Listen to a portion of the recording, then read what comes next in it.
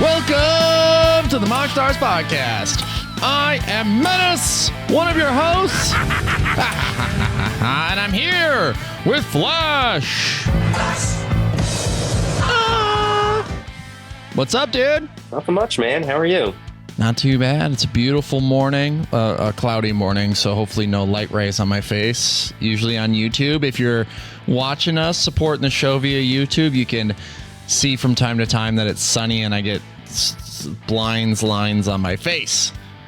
Welcome to the show, everybody. This is the MoxStars podcast, the number one podcast on the internet for Magic the Gathering and Dr. Pepper and Don Cheadle and the Dyson Bladeless fan.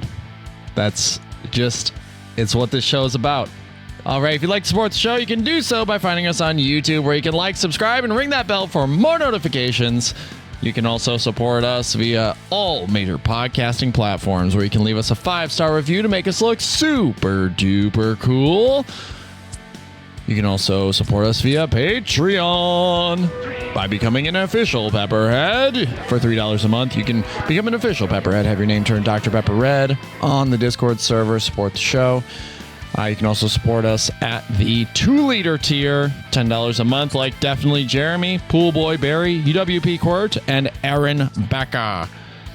You can also support us at the Cherry Vanilla Pepperhead tier for $5 a month. That gets you access to our bi-weekly giveaway. The Cherry Vanilla Pepperhead tier gets you 1 entry. The 2-liter tier gets you 2 entries. And if you decide to join the legendary MoxStars Dr. Pepper Lounge, where Vin Diesel, our new rope guy at the gate, lifts the gates and allows you to enter for $50 a month, you get a free hat every single month, access to the MoxStars Dr. Pepper Lounge, and 3 entries into each of our bi-weekly giveaways. Reven Lift has been enjoying the Dr. Pepper French Toast at brunch. The Tasmanian Devil as well. The Animaniacs, they're not allowed at brunch anymore. Their antics are too much. Yeah, there was an incident with the patio furniture, and it's gotten to be a lot, you know? So if you'd like to join the MoxStars Dr. Pepper Lounge, you can get a free hat and do a bunch of stuff and imagine yourself enjoying brunch with LeBron and his fake family. Space Jam 2 is always playing on the TVs, and you can always listen to the waves crashing at the newly installed. We switched out the water in the lounge for the beach installation for Dr. Pepper. So we're turning into a real Willy Wonka type situation over there. Oh, at the end of this episode, by the way, we are giving away a borderless foil Tyler Jacobson signed Orcish Bowmasters as well. So stick around to the end, check out the giveaway, see who goes home with the prize this week. A set of tokens along with that. So like a $75 value right out the gate. It's crazy. It's a super. And so anybody who has signed up for the Cherry Vanilla Pepperhead tier, who has signed up for the 2-liter tier, who is in the MoxStars Dr. Pepper Lounge, will have a chance at winning. All right. To the more important thing today and all of this week, it's been this conversation circulating Reddit and in cEDH almost entirely, but just gonna sort of figure out what happened and figure out if and today we're just talking about the 11.5-hour finals game that happened at Salt City cEDH 10. It was a cEDH convention. It was a 10K. So this is a massive tournament taking place, and ultimately the story is that this was a long day, to say the least. An 11.5-hour finals game that drew the attention of, well, almost the entire cEDH community, as we were trying to figure out what happened. Was this allowed to happen? How did it happen? And really, it's just one of the more insane things, I think, because now we've seen like, I think before the general public has always viewed cEDH as this like very quick format. Like every deck is geared to win, ready to win on turn 2. And that's turned a lot of people away from the format as well. Like they don't like that a lot of the cards or strategies they implement in their decks would not be able to be implemented in that time frame, like a turn 2 type win window. So now we have two extremes. We have a game where the game can end on turn 1. I've seen that happen. Like I've seen it happen multiple times before anybody else even gets a turn. I've lost. And then you can also now have the extreme of an 11.5-hour game happening in finals. And so it was only a matter of time, but really when you make the final cut, the last 2 rounds, top 8, top 16, or whatever cut you make, those games are untimed because somebody has to win. Somebody has to move on. There's no such thing as a draw in these games. So what ultimately happened was the game was dragging on. These guys are in it for like 4 or 5 hours. And then they're like, hey, should we take a break? They took a break.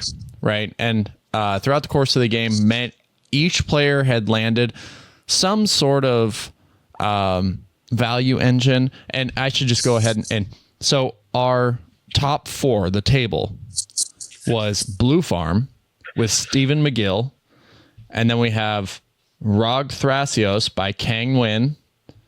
And then we have Tim Toronto with Marnius Calgar making the top table. And then we got Tyler Hyde on Tivit. So 2 Esper, 1 Teamer Turbo with Rog Thrasios, and then a Blue Farm deck. So the final table is a lot of mid-range. It is it's a lot of value engines, and it's a lot of those good pile stuffs, right? Decks, how they function in a certain way. So they have a lot of value engines set up. Marnius Calgar, is like setting out Smothering Tithe, Ristic Study, and all these things. So as they get closer or as they take steps towards the end of the game, they've set up so many value engines that every single game action resulted in like 6 to 8 triggers being created at any given point. And so imagine just being like, I'll cast this spell to start the turn, right? Upkeep? 6 triggers? No, but it's like cast a spell and then right off the bat, trigger. Okay. And that's the conversation that was happening at the table every single time a game action was taken. It would cause a trigger. So trigger. Priority. Sweet. That resolves. Priority. Okay. That one resolves. Priority. You kind of get what I'm getting at here. every go through it one more time. So let's say I draw a card. Okay. Smothering Tithe, trigger on the stack. Don't actually go through it one more time. Priority. So this was the whirlwind, the storm, that they had created for themselves, right? When you're playing cEDH, it's ideal that you get your value engines down early. You drop a Ristic Study early so you can see more cards, you can get more information. You drop a Smothering Tithe as soon as you can because it generates the mana necessary to use your resources more effectively or take them further than you otherwise would have been. It's like you drop a Mystic Remora early in the game because you took a 1-lander, right? Or you drew it later in the game. You drop it later in the game because you don't know when this game's going to end. It's been 4 hours. I might as well drop it now. It might give me the cards to make this nightmare end. The experience has to be so mentally exhausting to be like the mental marathon that you have to like endure to go through, and then to not only get to hour 4 or 5, but then all of a sudden you're blinking and you're at hour 8, and then the judges and the tournament organizers and the people who own the property are wondering what the hell is going on. Like, is this ever going to come to a close? And so it's at the 8-hour mark. The stack is apparently, from the stories that I had heard, the stack was 60 spells long, and not just like triggers, but like they had the stack so high because every time they allowed a Rhystic Study trigger to resolve or whatever, they would, draw a card. Oh, okay. Smothering Tide trigger. And then they were casting. Everyone was generating infinite resources. Yeah, it was functionally an infinite stack based on how there were 2 Valley Flood colors out. There were multiple. There was a Smothering Tide. There were multiple Rhystic Studies, multiple Mystic Remoras. So every non-creature spell would generate like 8 triggers on the stack, and then if one person drew a card, then it would create another trigger, and it was just something that. And with the Valley Flood colors out, every time you drew a card or you interacted with the stack, you put another thing on the stack, and then all of a sudden 8 more triggers go on the stack. So any type of basically at this point, 8 hours in, someone had put on a win condition on the stack. And so win condition on the stack, a silence gets cast in response. Okay. Now we do all those triggers. Okay. Priority. Sweet. Cool. Crack a Ranger Captain. Priority. And then they started. And once a silence goes on the stack, another player tries to jam their win attempt on top of that. Right. And then they crack the Ranger Captain. And so now every other player at the table knows that, hey, if this stack resolves after the Ranger Captain resolves, then the player who initially put the win condition on the stack wins the game. So I have to try to win right now on top of this. And so this is a 3-hour stack they put themselves in. So, and it didn't even reach a resolution. The end of this game did not happen. So they build the stack so high, and they're going, they have it all mapped out and everything like that. And it's probably extended most of the table, but there's a time twister. There's all these things getting shuffled back in. All these cards are being drawn every time when the time twister resolved, all these Smothering Tide triggers go on the stack. Now this guy's got all the mana, so he's got a Valley Flood color. So it's going to be like more spells, more attempts. Anyway, so 3 hours goes by. No one has won the game yet on top of this crazy, insane stack. And they finally get down back to, they take multiple breaks throughout this, but the refs or the judges and the TOs ultimately come together and they're meeting like, this is insane. It's been 11 hours. We have to call an end to this. So at this time, if this stack is still happening, if this game is still happening, if no one has won, we're calling it. It's over. And so, that's what happened. It got to the time, and then they said, game's over. Pack your stuff up. It's done.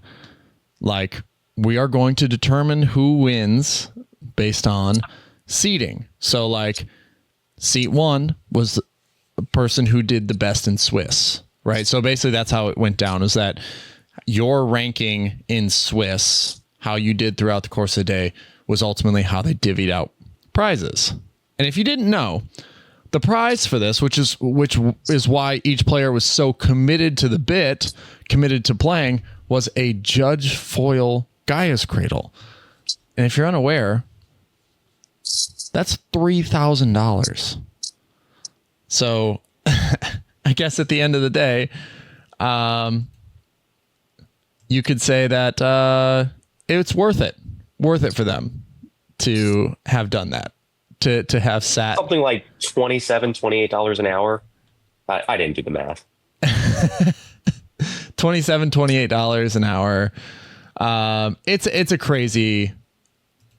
crazy amount of time. So I'm not gonna it's a crazy amount of money for that. It's like,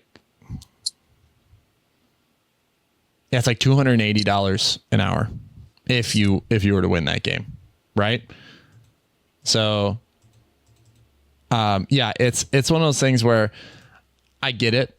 I get why you're sitting there. I get why you're committed to this. One of the guy sitting in seat 4, Tyler Hyde, was having trouble explaining it to his wife and kids why he wasn't at home, like why it's taking him so long to get home, why he's through the night playing Magic, and he had to sort of explain that. And this is where like sort of like the craziness comes in, because it's like he was like, I felt like I had to win that game, and that if I didn't win, it was like I had to win in order for it to feel worth it. Right. And that's why we were all so committed to it. He was definitely like on this. And then when they called it and they were like, so he had his win condition on the stack when the time ran out. And so he was the next in line basically to have he would have won, is what, if from his point of view, he had said. You know, he was just like, yeah, it was literally the Ranger captain. Once that resolved, I put a Whir of Invention on the stack. So he had a Valley Flood Caller, and then it's just like, and then he goes and gets his thing and he wins the game. That was how he sort of like drew, or like how he explained it. But when they called time and we're just like, yeah, it's first, second, third, fourth based on seeding. Thanks, guys. Go home. He broke down in tears and he cried at the table because of how emotionally exhausting the experience was. And I get it. Physically exhausting too, I'm betting. Yeah. I mean, 11 hours. So yes, if you are going to cEDH tournaments, if you're a tournament grinder, the one thing that the advice that I can give you is to drink water, is to bring tons and tons of snacks. Like, eat throughout the course of the day. Like, you get your lunch break, right? It's not enough. Okay. You need food throughout the course of it. And the fact that they got locked into this 11-hour game with very few restroom breaks and food breaks and stuff like that, it was just, yeah, it was a draining experience. And so they were willing to sit there until it came to an end. But at a certain point, the tournament organizers also had to do what was in their best interest, because I think they were so locked in that if it would have gone 24 hours, they would have sat there for 24 hours. Like, they would have stayed and been committed to it until it was finished. And that's what every player that I heard the story from basically said was, yep, we were there till it ended. Like, didn't matter. Like, maybe our health be damned, to our own detriment, didn't matter. We were going to be there. We were locked in. So it's a legend, and it's building now. And so it really prompts a conversation of, what can we do? What can we do to mitigate the chances of an 11-hour game ever happening again? Right. So Flash, any suggestions right off the bat? I mean, you got to have some sort of timer on it, right? Yeah, like that's kind of like the initial thought, as well as like, guys, we gotta. That was actually a suggestion by Comedian, was that you have a timer on it, and if it gets to a certain time, then it is handled the same way that it was handled here. Is that it's just given to the person who plays highest in Swiss, and then so seat order, right? So 1, 2, 3, 4, and that's how it would be determined. And then it kind of came up, and this is where everyone wants to have and believe the worst in each other. So there was the conversation of like, oh well, if I get first in Swiss, then I have an alternate win con. And it's like, oh man, don't think of it like that. This is a contingency plan. Shouldn't be your backup, like your backup victory plan. So, it sort of creates an incentive to be like, well, I'm just going to draw the game out, in slow play or create conversations that don't necessarily need to happen in order to draw out the timer. Because it is worth it. The time is worth it. When there is a $3,000 card on the board, up for grabs, right? I think I was shocked before hearing about this. I was I guess wondering what would someone put themselves through in order to get a Magic card that's incredibly valuable. And I was shocked. Well, what have you personally done? What have I personally done to get it? I traded in. That would be shocking to a non-Magic player. That's probably, gosh, so I had spent probably thousands of dollars over the years, probably somewhere in the thousands of dollars over the years, to collect a ton of Magic cards, right? And I traded it all in for one. That's probably the craziest thing I've ever done. Like, that's just. And just for the record, which card was that? It was a Gaia's Cradle.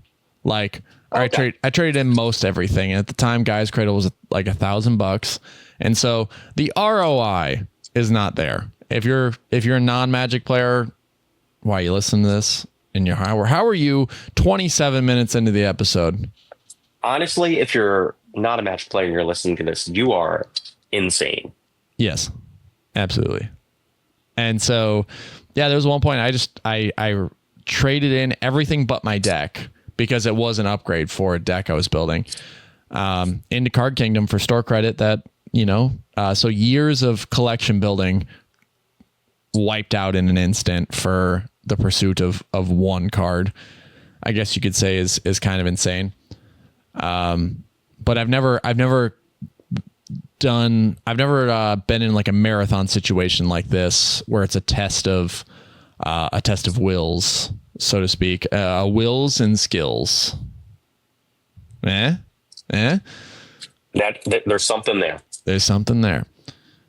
But it's so setting a timer on the whole thing is one of those things where you don't want to create an alternate win con for the person who gets first. Maybe that creates a conversation at the table. Here's the thing. This is, it's like, and then you're like, oh, well, if he draws out the clock like this, then we have to gang up on him and knock him out or keep him from winning or drawing the game out like this. Right. So maybe that's how it's policed. Maybe that's how it's enforced. And this is where arguably the worst thing about cEDH is the judge structure, or like how judges interact with games, or how, because there is all of this politicking that happens throughout the course of the game. How does one determine slow play? How does one determine like a intentionally drawing out the game or whatever, due to how much conversation happens? And that's what cEDH players see as like a core part of the game or of this format, is the fact that you do so much politicking that you can use your words to manipulate outcomes and all of these things. So like, really, the judges have to sit and just watch as these almost like sometimes absolutely fruitless conversations happen, where it's talking to talk. I've sat at tables where it is just, what are we even talking about right now? Let's play the game. And I can only imagine. So part of the story that is worth mentioning is that this guy broke it down. He said out of the 11 hours, he said that 50% of the time was spent resolving triggers, not even taking game actions. Sounds about right. 50% was resolving triggers. 30% was this guy Kang just trying to politic 30% of the time. So, and then like the other 20%, he said was a mixture of taking game actions and then himself and one of the other players wondering if they would ever get another turn, or go around the table again. So this one person was holding the table hostage for 30% of the time because they were trying to politic and manipulate like the course of the game in their benefit. So I and I understand the outcome. I understand like that each player has different strategies and has fulfillment in different ways. So like for me, I like seeing game actions. I like watching like arena content for that reason, you know, like to see.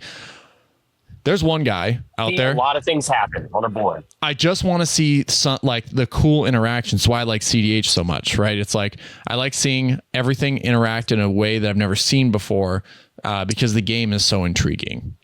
Now, there are other players whose like fulfillment comes from the psychological aspect of it, where they're able to warp and manipulate outcomes due to their things. And I know that's some players like Atlas, that's their strength, like throughout the course of the game. So, you know, the fact that, so let's do a little math, 11 and a half hours, 30% of that is, 3.5 hours, something like that. A little over 3 hours of your time is listening to this one person try to make their case. Shut up. Be like, shut up. Let's play. What are we doing? Resolve the triggers. Let's go. Kids at home. Wife's at home. I'm in trouble. Let's get out of here. I want this card. I want to go home, baby. What's happening? I'm tired. I want to sleep. Shut up. I would be so mad. I'd be so furious. And maybe that's the psychological aspect of it that they're trying to get out of you. But that's just scummy behavior, it feels like. You know? So what can we do to like theorize here? What would you do to improve cEDH in given all of the information from this 11-hour game that I've unfurled here? Probably not all the details, and probably not all of the like nitty gritty stuff that led to the outcome, right? I wasn't there. I wasn't sitting at the table. I just got second. You basically listened to each player that was willing to speak on it, the guys who participated in this, and got their perspectives, right? My suggestion is that we are able, you know, and this is all about creating a structure to give judges and TOs teeth so that they can enforce certain, like, so they can enforce the rules.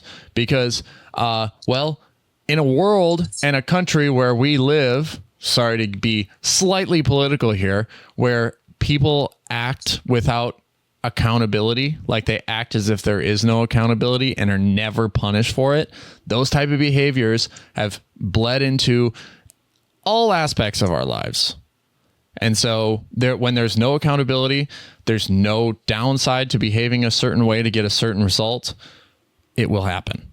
It will happen. It will come up. It'll come to the forefront. It'll eventually be cast in such a shining light as this. So like,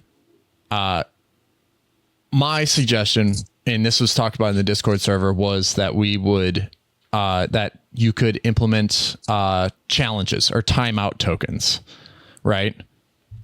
In the form of pogs, slammers, which... I see where you're going with this. Yeah. I don't see anybody else on the market who has them, you know, who is selling them. But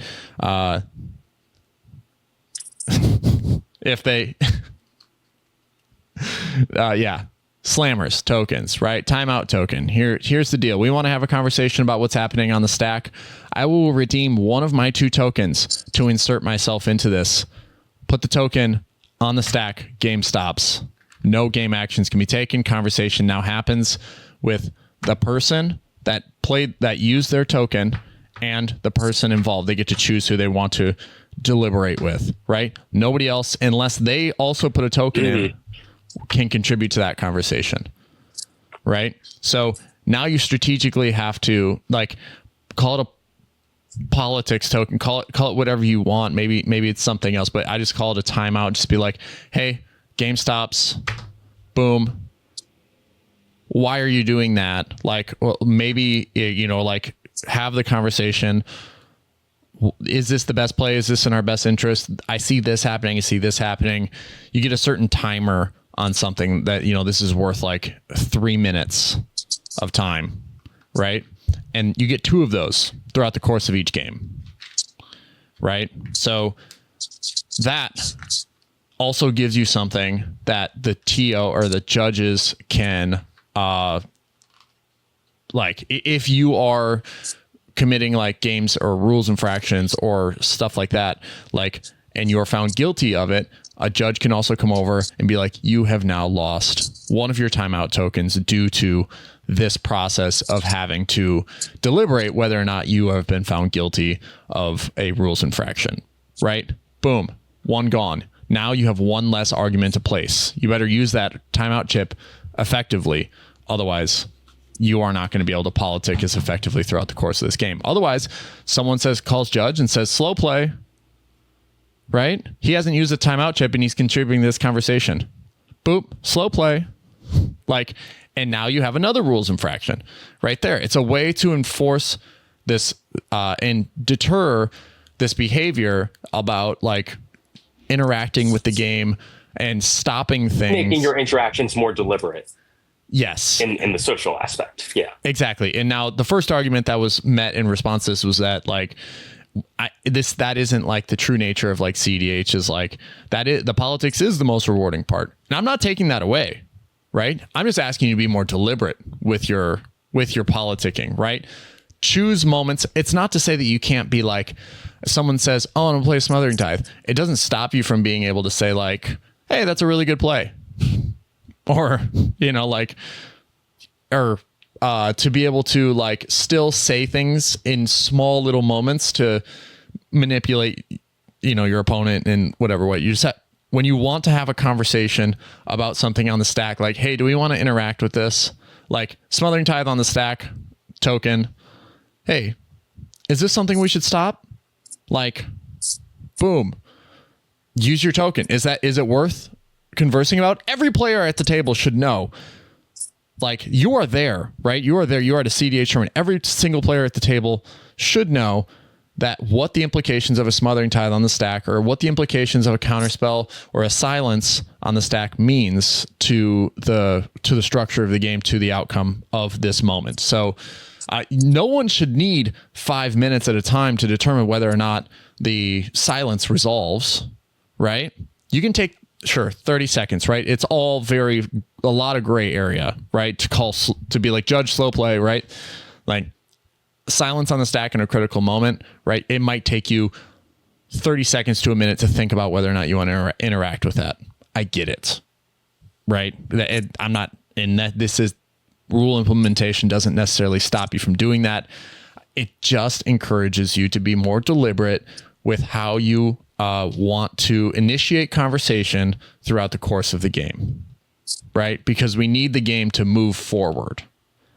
And so many conversations happen that it's just talking in circles. So now you have 2 timeout chips in the form of MoxStars Slammers that you can redeem at any point in the game, right? Maybe 2 is too few.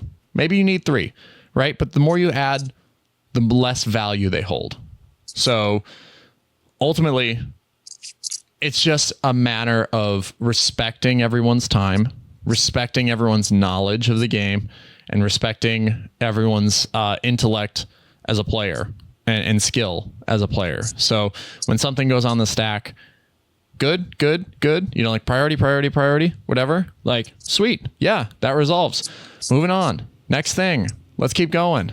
Let's keep it like, that doesn't stop you from bantering or anything like that. But ultimately what this does is say that now we can give our judges teeth to be like, when a timeout token comes down, a judge should be present in that moment, right? To make sure that they aren't dragging the game out. You're using your timeout token effectively, stuff like that. It isn't slow play. It isn't any intention to like draw the clock or anything like that. What this would do is also take away the 90-minute timer or the 80-minute timer in rounds. You could now go back to untimed games, because if nobody has timeout tokens, the game should just move forward, right? And the stack, I get, can be deliberate or it can be crazy, right? Maybe that's another conversation about banning Smothering Tithe or banning Ristic Study, but you know, it's just, you need something. You need a structure in rules in order to give your judges teeth in order to enforce. So when someone interjects in a way that does not use a token, now you can call slow play, game rules infraction, penalize, lose a token, right? There are things you can penalize now that are of significant value that deter players from acting out or creating that type of behavior that slows games down. Seems fair, right? It seems fair to me. Seems fair. Now, not everyone's going to agree with that because it takes away some of their power and some of their ability as politicians to manipulate the game in their particular favor. But we need to ultimately keep 11-hour games from happening. And we ultimately need to keep, I would say, 3-hour games. When was the last time you sat at the table with your buddies and a game went on for 3 hours? You wanted to end yourself. I promise you, in that moment, you were like, end me. Just someone kill me so I can leave. I don't care. Sure have been there. Yes. Yeah. Yeah. There've been a couple of games over when we were playing at Stoop, or what was once Optimism. It's like we're sitting over there playing, some games would drag out and you're just like, can we just pick it up? Someone end this game. I want to go home. I'm not having another beer. Someone get me out of here. Take me home. Country roads. All right. We'll probably expand on this or have future conversation about this game. It's just insane that it even happened in the first place. But cEDH needs ultimately to see change. As someone who competes in other competitive events more often than cEDH, the one thing that is uniform throughout all sporting events, which this is, don't tell yourself this is not a sporting event. There is something at risk. There is a competitive nature behind it, and there is something at risk financially. There's a financial incentive for you to be there, right? It is a sport. Like, you are not necessarily committing the most physically demanding acts in the world, such as, playing in the NBA or the NFL, but each of those sports, every sport gives their judges and gives their referees teeth, gives them the ability to enforce the rules of the game. And just because in cEDH we don't have a strict outline as to like how much or how you can insert yourself into situations or anything like that, there now does seemingly like there is a need for a more comprehensive set of rules for this format that is seemingly lawless. Outside of the structure and rules of what Magic the Gathering is, there are no rules beyond that. Like being a douchebag, not against the rules. Like, is a judge, are people going to look down on you? Lying, not against the rules, right? I mean, like in the social spaces, like not tournament spaces, that is enforced because you won't have a group that's able to play with you. Whereas in a tournament, your people are assigned to play with you. Yes. So that stuff does get policed, just not in a tournament setting. Yeah. And I will say, out of all the perspectives that we gained from this the 11-hour game, the players at the top table were all very sportsmanlike and no one ever lied about what they were going to do. Right. Like, so that is a very rare instance. I feel like that was one of the best things you take away from it is that, like, yeah, when you understand and you respect the game in a certain way, yeah, you don't lie, you stick to your word. So, I mean, but there are people out there who lie, who manipulate situations with their words to get desired results in a less than respectful way. So we have to create a rule set that works to create a more expedient and time respective, like, we just have to respect people's time and create a rule set that allows for that, so there isn't so much gray area. I get some games will get extended. You get in the finals and the stacks get crazy. Everyone lands value engines, and then stuff like this can happen.